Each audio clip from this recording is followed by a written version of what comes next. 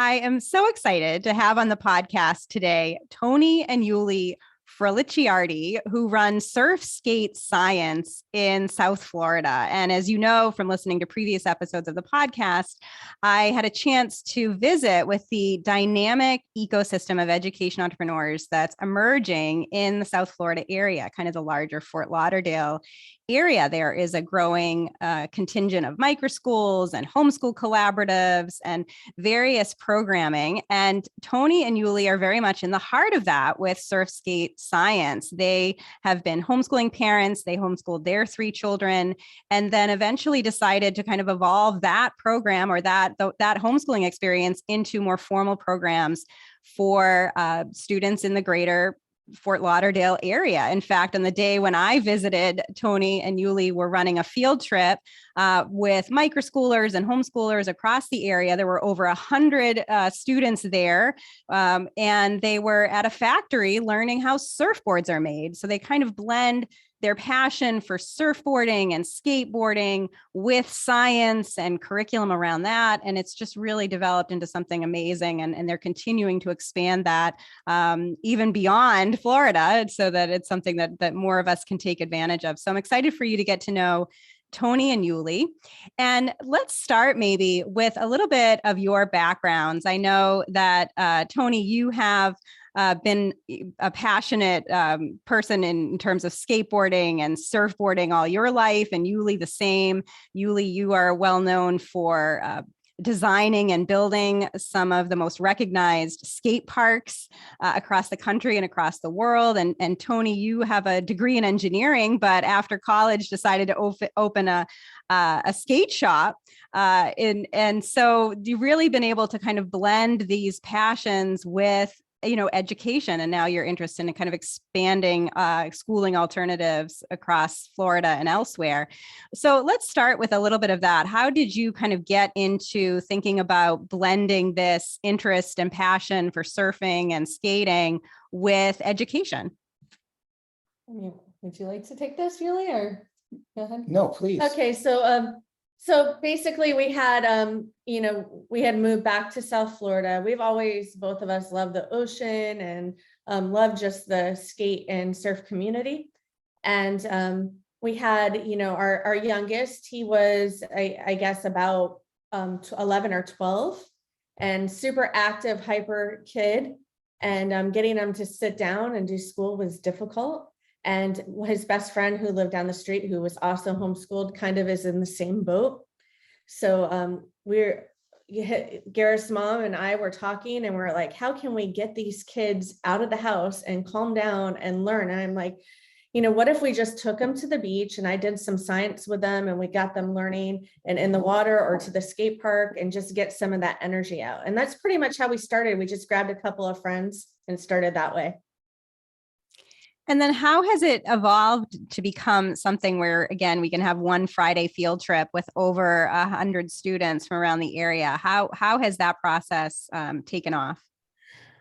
Well, I think for that is that we've always locally been here. Me and Toni both grew up in South Florida. We've always been in surfing and skating. I ran a skate park for a little over 15 years with the help of Toni. And when you talk about, designing skate parks and stuff, yeah, it was always a partnership for me. I wish I would have been the mastermind behind it, but I was just a student and getting people together. Because if you know anything about me and Toni, we can really rally 100 kids. It's pretty easy for us because we're always involved in things because we're super excited about it. So I just think that we just been here. I mean, we moved to West Texas. And when we moved to West Texas, for me, it was like moving to another planet, no beach.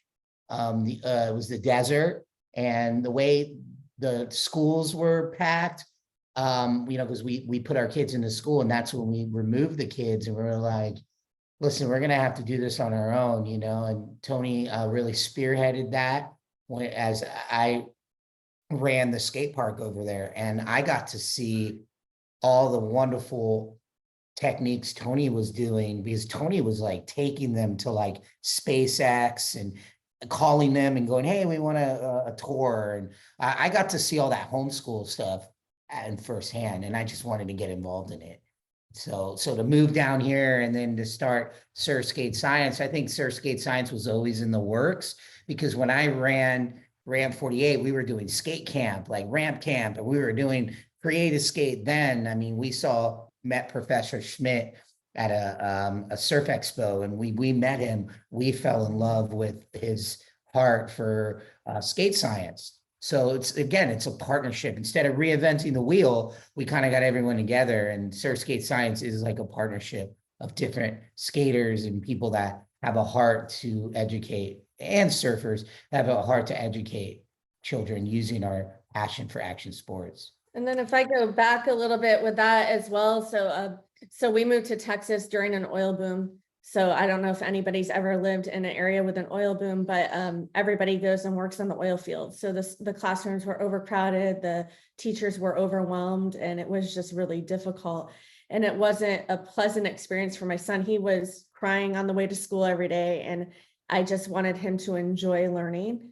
And then, we came back home, and we had already had that experience of running a skate camp and incorporating education in that. And the skate park that we had run in Fort Lauderdale was attached to a school. So we were able to do some of that programming with the school back when we ran the park. And then, so we moved back home in October of 2017. And in February of 2018, there was the tragedy at Stoneman Douglas. And that kind of was the first catalyst of people deciding, hey, I want to do education differently. So that was our first little wave of growth. And then we went through COVID and everything with school during COVID. And then our program just exploded after that as well. So this was the tragic school shooting at Stoneman Douglas that is nearby, really close to you all in your backyards. And you're saying that was one of the kind of initial catalysts to families thinking differently about education, maybe deciding to pull their kids and homeschool. And then, fast forward a couple of years later, we have the disruption caused by COVID and the school shutdowns, which continued to lead more families into thinking about different education options. So there's been quite a bit of growth in the homeschooling population and the microschooling population in South Florida, specifically. And Toni, you were able to show me when I visited you in South Florida, kind of what the classroom looks like. We went to the beach in Fort Lauderdale, and there's this beautiful kind of community space undercover with tables and kind of a place where you could sit and either have classes or do projects or have lunch. And that's where you do some of the science curriculum, and then the students go off and surf on the beach that's right there. So you really do blend this kind of action sports focus with content and curriculum around science. Can you tell us a little more about what that curriculum looks like? So basically, when you're skateboarding or surfing, you're basically doing the scientific process. So you try a trick and you observe how other people are doing it. Say there's you want to learn how to do an ollie, a basic trick. So first you're going to ask how it's done. You're going to maybe watch a few people do it, and then you're going to try to do it yourself. And usually the first time it doesn't work, and you have to try again and keep learning from your mistakes until you get the trick. And that's basically the same thing as the scientific process or the engineering process. So we just take that and apply it. So the students, basically what they do is we meet at a local skate park or a local beach, and we turn that into a classroom or a science lab. And the kids get about 45 minutes of hands-on science, and then they go and apply what they learned in the lab, in the water, or at the skate park. So we've, each semester we do something different. This semester we're working on physics, and we've done engineering, we've done material science and concrete, the chemistry of concrete for skateboarding. We've done, marine biology, what's under you as you're surfing, all kinds of different things. We had a maker semester where we actually made a surfboard out of recycled water bottles that they surfed. So we do something different every semester so families can come back again, but it's very hands-on, very active, very engaging, and just like action sports are very hands-on and engaging. So our idea is that they learn the science in the lab, but then they go into the skate park or the ocean, and that's where they learn important lessons like confidence and resiliency and things that they need just in life to be successful regardless of where they're going. Yeah, and we had Shireen Radigan from Colossal Academy, one of the microschools in South Florida, on the podcast recently, and she talked about how, part of their curriculum is surf skate science. It's really connecting with you each week, and the programming that you're offering that supplements her microschool curriculum as well. And that's true for other microschoolers and homeschoolers throughout South Florida. And I know that this is something that you aren't content just sort of focusing on your local area. You're thinking about ways to expand. I know my 13-year-old skateboarding son, Jack, is excited to connect with you in other ways, hopefully another visit to Fort Lauderdale where he can skate and surf with you, but also being able to tap into that curriculum that you're offering. And, you talk about learning physics and some science concepts through skateboarding and surfing. You also do lessons around, what does it take to make a good helmet? What are sort of the engineering and design features around a good skateboarding helmet or skate shoes? So it's really multifaceted, it seems, in terms of the content that you're able to create. And now you want to sort of bottle that up and send that out into the world. Can you talk a bit about what some of your plans are there? Yeah, we've been working on a couple of little, easy kits at home where they learn the science of skateboarding through creating their own mini skateboards, and the science of surfing through doing the same. And then we're also working on an architecture kit. So architecture through skate park design. Our 21-year-old son is a certified architectural drafter and a student in architecture school. And so we've been working on that to kind of package that up and expose kids to architecture through that. We also have a couple plans to take that a little step further and send kits out for different levels of architecture so they can learn how to build concrete ramps through mini models and just, learn the whole science that goes into concrete and the chemistry of concrete. So Yulia, I'll switch over to you and ask you a bit of, I'm trying to figure out what's in the water in South Florida that is really triggering a lot of this growth in education, entrepreneurship, innovative learning models, homeschooling, microschooling. What do you think is happening there to cause some of this growth to occur? Unfortunately, I think there's just overpacked schools. I think there's that whole schools I hate to say this out loud, but because I'm processing it, are schools safe? We were just looking at the news of another shooting, or a code red or whatever in Miami. As a kid that went to school, I never really had to worry about that. But as a parent, I do worry about that. And that was one of the things when we were in West Texas. Those classrooms were so packed, my kid was lost, and I think, I am one of those kids that learn differently, I could say, and I got lost in school, and that was the 90s, I graduated in 93, and I don't know, I just think parents are a little concerned, and there's just a lot of things going down, and I also think the success level of homeschooling has been really something to be reckoned with because, my family, when we started homeschooling, my family didn't talk to me for a little while because they said my kids were going to be losers and they weren't going to go to school. Well, fast forward, 10 years or 5-10 years, my daughter got a full paid scholarship into PBA. She knew exactly what she wanted to do. Now she's a grad student getting her PhD in child psychology.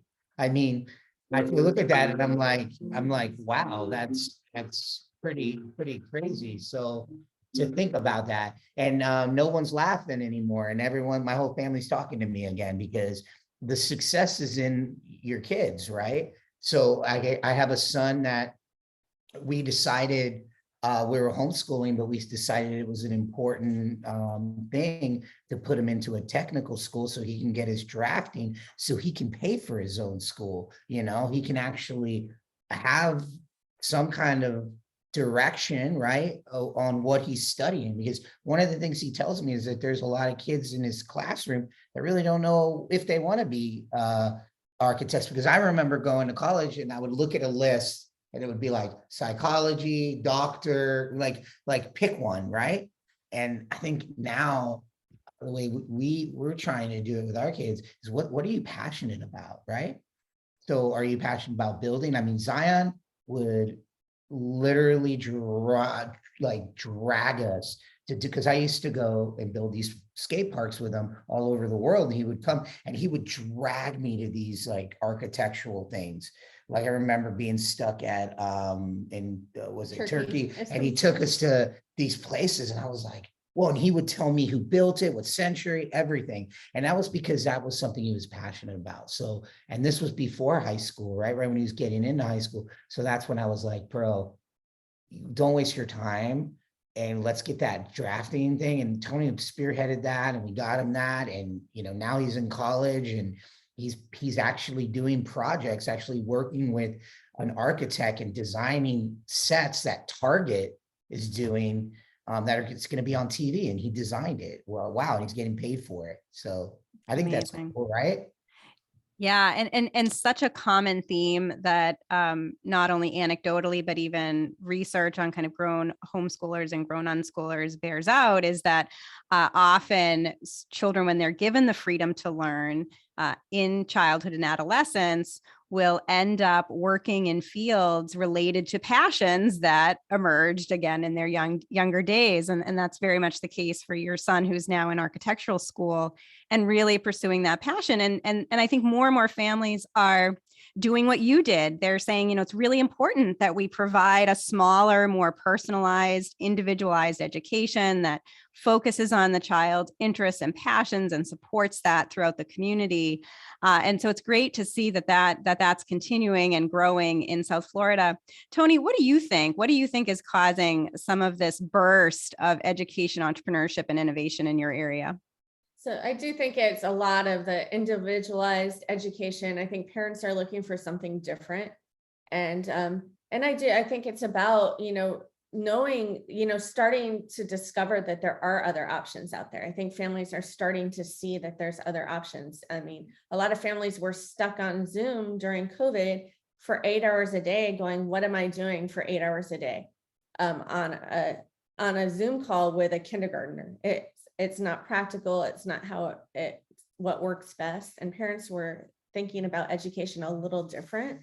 And I just think we're fortunate and blessed to have a good community that shares what each other's doing. And so that opens the eyes of different parents. We have parents sharing, hey, why don't you think about homeschooling? It's not what you think. Because the news was telling all these parents, this is what homeschooling is, to sit on a Zoom call for 8 hours. And I think our community is saying, no, this is really what homeschooling looks like. It isn't a lack of socialization. It's not sitting in front of a computer for hours on end. It's actually about doing things and experiencing things as a family. And I think it's just changing the way people actually perceive things. I think for so long, we just thought of school could only be in 4 walls. And now parents are learning that, okay, there's other options out there. Yeah, I always tell my parents that are asking, you know, because it's got to be scary. I mean, I was there and I was scared because, like, think about it. I was being told that my kids were going to fail, you know, and they're just like, wait a second, I went to school, but guess what? When I went to college, it was because I wanted to make my parents happy. And I really didn't know, like, I went into physical therapy. I think it was awesome, but it was because I was wrestling at the time, right? And I chose it, but really, was it my passion? I don't think it was, you know, and but I could say that the important thing is what I say to my parents is get the home out of it, like get that homeschool thing out of it, you know, and get out there. And, you know, because a lot of times I hear the same thing. Well, I don't know if my kids are going to have friends. And I'm like, well, then go where other families are going and get them to meet them. And we've provided that with Surf Skate Science. You know what I love the most is to hear that the kids are all getting to know each other, and then they're hanging out on the weekends and doing other trips and getting involved. And, you know, I see some kids that are in theater and they met at our class and now they're doing like a theater thing. And it's super cool because that's kind of the heart for it. It's not to be stuck at home, but it's to be out in your community. See, because like there's a bunch of surfers and skaters, we hang out there all the time. I mean, we're going to go to the beach,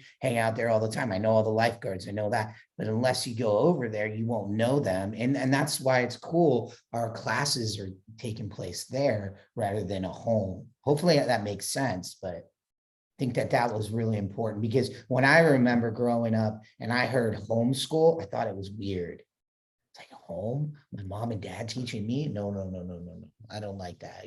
Like my dad teaches me enough. I want to go and it was like the norm. I actually, the classroom actually was security for me. It really was. Like I had good teachers, I had a great guidance counselor, so I think there's a lot to say about schools that are positive, but I just think lately it's been a lot of things. And I think we need to both complement both areas. For some people, schools work. For some people like me, I can tell you that I probably would have thrived if I had a mom like my wife, like, you know what I mean? My mom just didn't know what to do because it wasn't the thing, and it was like, just go to school and these teachers are it, listen to them and get good grades, so. Well, homeschooling and microschooling, as you say, have become so much more popular now, so much more mainstream, especially down where you are, where you do have this cohort of microschools and these homeschooling collaboratives. So it's definitely, I think, a much more comfortable option for families. And to your point, Yuli, there's also proven success now. We have sort of multiple generations of students who've grown up homeschooled and have been successful and are really living fulfilled adult lives. And that's goes a long way toward validating this learning model. So Toni, when I was visiting South Florida, we gathered together with some of the microschool founders and others who are running these homeschooling programs in the area at Shireen's Colossal Academy Microschool. There were over 30 people there. It's just an incredible community. And from what I've heard and seen, you and Shireen and others are really kind of critical to that community building. I heard many other founders say, thanks to Toni and Yuli and Shireen and others for really bringing people together and recognizing that we're all kind of doing similar things, even though we may have different educational philosophies or different microschool approaches. We're all kind of interested in knowledge sharing and community building and collaborating. And I think you've really been instrumental in setting the tone for that. I wonder if you can talk a bit about that larger community. Yeah, I just think, as a parent and as a person running an educational program, it gets hard sometimes. There's many days at home where I tell my youngest, hey, I'm taking you back to school. I can't do it today. It's a joke at this point. But also with running the program, there's times that, you want to give up and you want to quit and you're, can we do this? Is this possible? And I think just having that community to support one another, to bounce ideas off of, to learn from, and to grow with together, just, that support of one another is really important. So that's pretty much why I wanted to get everybody together. It's also great to have, I heard somebody describe it as like a telephone book or a yellow pages of different places that you could refer people to. I have a friend that wants to homeschool, but they are working full time. So can I refer them to a great micro school? I have a kid who's interested in coding or robotics. We have somebody we can refer them to thanks to that community.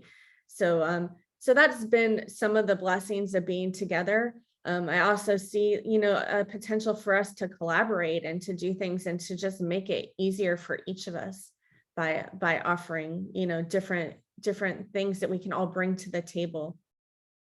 Yeah, and many of the local microschool founders and those who run homeschooling programs like yours are recipients of a VELA Education Fund micro grant. You are a VELA recipient, and VELA is a philanthropic nonprofit organization that provides grant funding to non-traditional education options, microschools, learning learning pods, co-learning centers, hybrid schools, homeschooling programming, homeschooling co-ops, and so on, to really try to boost this ecosystem of education entrepreneurship. I wonder if you can talk a little bit about how you discovered Vela and the impact it's had. So when I first discovered Vela, I got an email from the Homeschool Legal Defense Association, and just during COVID, and all the skate parks were shut, all the beaches were shut down, and they were offering a small grant. And so I applied, and that actually funded us to do Zoom calls and to send little kits out to all our families during COVID and during all the different ways people were just struggling through that time. And since I've been able to get a few grants from them, and so that's been able to allow us to grow, to be able to do field trips that we wouldn't have been able to afford as a homeschool co-op. We are a co-op, so we're basically just sharing the costs of what class costs. And it's also allowed us to start developing those kits and get those going. So it's been a huge blessing. I really will say, like, he just wants to be in the water and at the skate park with the kids. You know, he could do it 5 days a week. But on the other hand, I want to see, you know, us grow bigger and to be able to serve more families. So I kind of have that, like, that visionary thing. So I keep dreaming of what I can do next. And Vela's enabled us to dream a little bit and to think out of, you know, our own little box we put ourselves in, and say, hey, what's the potential for surf skate science? What's the potential for this micro school? And I'm, you know, it's been a blessing to be able to do even more than we ever expected because of what they've offered us. That's so great to hear. Yeah. And Vela also seems to be able to help kind of cultivate this community too, through an online portal and being able to connect local Vela recipients to each other so that you're able to kind of foster that collaboration and then share the Vela opportunity with others who might be new as education entrepreneurs or new to the community, or might not think that it applies to them. You know, maybe they're running a micro school, or maybe they're running, you know, just a homeschool co-op, and then they learn, yeah, you know, Vela is open to all of these programs, and then they can kind of get connected to that community. So that's great to hear. So, you know, what is the future? What does the future, do you think, look like for surf skate science, say in 5 years? What do you think will be changed by then? So I have. You're going to get different answers with me and her. I have a big dream of opening a permanent building with a maker lab and a skate park inside, where not only youth, but adults can learn everything from 3D printing to wood shop to shaping a surfboard, and even the music and the video editing that goes into skate and surf videos. You know, those kind of things where it's all hands-on and people get to experience career paths that they never got to experience before. That is my ultimate dream. It is a big dream. And, you know, we have a building we have our eye on that's a few $1 million. So, you know, it's baby steps to get there, but that's my big dream. Yuli, you want to share? Well, you know, I wouldn't say that my dream is far off of that. I think, you know, I just want to continue to serve the community no matter what it is. I don't care if it's $1 million building or $50,000 thing. I don't care. Numbers are numbers for me. I mean, if it was my dream, you're going to say, Yuli, what's your dream? Somewhere in El Salvador, I'd love to have a warehouse or a little building overlooking one of the best surf breaks in the world, build the best training facilities for pro skaters and homeschool kids to come and really just visit us, so I can retire in El Salvador, right? That would be my dream. But I think where Toni dream, what makes sense to me, it's going to impact my local community, where I came from, where I was raised, a gift to the community. Because I always tell her, oh man, we're going to work for the rest of our lives, right? Not if you do it with the community, not if you do it with hands wide open, so other people can be a part of it. And that's where I think, where it could be a gift to where we learned how to surf and skate, and where we learned how to walk and read, write, all that, right? So I like the idea. I just think that Toni and I are just wired different. I think we're supposed to be wired different. And that's why I think the success really happens with Surf Skate Science, because it's we compromise with each other. We really do. We drive each other crazy sometimes, but because I'm like the guy that does like my local 12 kids, that I get to see grow up, and I just am happy with that. Tony's more of, we need like 100 kids, 200 kids, and I'm just like, that drives me crazy, And then I'd love to, we have people call us all the time. How do I do what you're doing in our town? And I'd love to have a place where we could say, hey, come down and visit. Let us run you through the program and show you what we do, and train other people to do that, because him and I, we can only do so much. So how can we equip other people to do that? And I think that's the same with the cohort, with everything. How can we encourage other people and give them the tools to be able to reach the people in their community? And she inspires me too, because I mean, if you do get to know me, for many years I used to keep this hidden, but I do struggle with some anxiety and some like social things where I get like really worried when I'm in a room full of people I don't know. My son's the same way, and we get kind of weird, even though people look at me as like, oh, he must be a people person, introverted, but I'm the one that's like in the corner somewhere not saying anything, and everyone's like, what's wrong with Yuli? But Toni kind of like has encouraged me through the Surf Skate Science to your important part of the community, and the way your brain works. Because for so long, I was told I don't test right, I don't, I'm not gonna amount to anything, and this and that. And I never knew, like, my passions, like building ramps, being able to inspire people to connect, because where I am, I'm going to bring a bunch of people to do my vision, and it is awesome, and I really appreciate that with Toni. And that's one of the reasons why I'm all in, so whether we have a building, I mean, we might argue about it, because I'm just like, $1 million, like, bro, like, that's a lot of money, and but she's like, no, it can happen, and I've seen the growth. I believe in Surf Skate Science. And another thing that's really important to understand is that we're not targeting surfers and skaters. That's not what we do with Surf Skate Science. We target like kids that want to learn, and we want them to be successful, whether they're surfers or skaters, right? So some of our kids might be engineers, they might be, professors, they might be, but hopefully they learn something, and they'll remember this guy that used to talk to them about the waves and stuff, and pushing them in the surfboard. I don't know if they're going to be pro surfers or skaters. I don't really care. I just love the gift that I have, and the privilege that I can at least educate using something I love, because that's how I learned how to do math and build stuff, is through wanting to build a ramp, I love that you both complement each other, that Yuli, you're very focused on that kind of small cohort of building relationships with individual students, and kind of really cultivating that partnership. And then Toni, you're thinking bigger and bolder, and also thinking about a building as a way to train others and to be an incubator space for others in your community who might want to start micro schools and confront space issues, which is a key challenge for education entrepreneurs all over. And so really seeing this as more of a community center that serves more students, more young people, while also, to Yuli's point, really keeping it as personalized and individualized as possible. So, Toni, I wonder, as we begin to wrap up, what advice do you have for education entrepreneurs who are listening, who are interested in creating some innovative programming like yours, or launching a micro school or some kind of hybrid program? What tips do you want to share?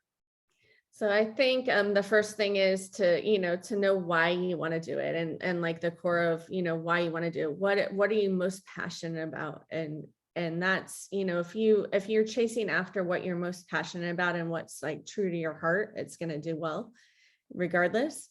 And then just to take baby steps, like looking at a big picture, like like a $5 million building or whatever that is a lot to chew. So taking baby steps. I think it was great that we started with just 6 students, and now we have almost 250 students, which is crazy. And so to take those baby steps and when you get overwhelmed, to just have those people that you can go to and say, hey, am I doing this right? And what did you do here? The people that can mentor you, that have been ahead of you, and the people who are coming behind you. I think it's important to have both those people in your life to learn from. You can have that fresh perspective of somebody who's just starting, and then the wisdom of somebody who's gone ahead of you and done it before you. So I just think that those things are really important, and for us, I mean, I think like the reason we do it is most people see skateboarders as troublemakers, and like us, I want to see the potential in every single kid that goes through our program, whether they're a surfer or skater. I want them, not only for us to see it, but for them to see their own potential, because until we do that and we are targeting those kids' passions, they're not going to be successful in anything. And I've seen, it in my kids' lives. My daughter is super passionate about child psychology, and she has been since middle school, and her finding that was what she wanted to do. And our son, going from playing with Legos to skateboarding buildings to, wanting to design something great that's going to live for generations is pretty amazing to see that passion. And where college isn't a chore, it's something you do because you love what you do. And so that's what I want for pretty much every student that goes through our program. And, and I just, focusing on that, like, why are you driven to do what you do, is going to keep you going through the times it's hard. Amazing work. So if my listeners want to find and follow you and Surf Skate Science, how can they do that? So yeah, our website is just surfskatescience.com, and then Instagram and Facebook, the same, Surf Skate Science. And yeah, I would love to connect with anybody who's interested in learning about what we do. Well, best wishes to both of you and to Surf Skate Science for many successful years ahead. Toni and Yuli Frallicciardi, thank you again for being on the Liberated podcast. Thank you. Thank you, Carrie.